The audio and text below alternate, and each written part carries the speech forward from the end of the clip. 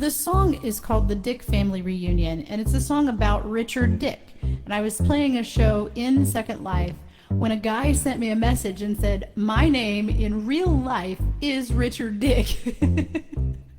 And no one had told him about the song. No one had invited him special to my show. He just happened to show up and hear a song specifically about him. I thought, wow, what are the chances? It's pretty amazing.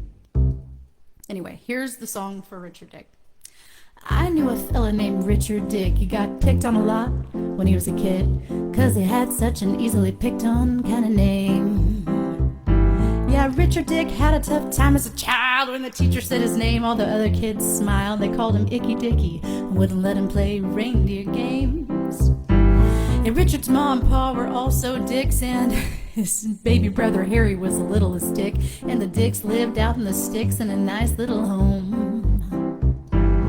Richard Dick was feeling kind of sad about his name, so they had a big party and all the dicks came. Finally, Richard Dick felt like he wasn't alone.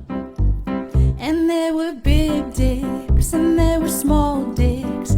There were short dicks, and there were tall dicks. There were fat dicks, and there were skinny dicks at the Dick family reunion.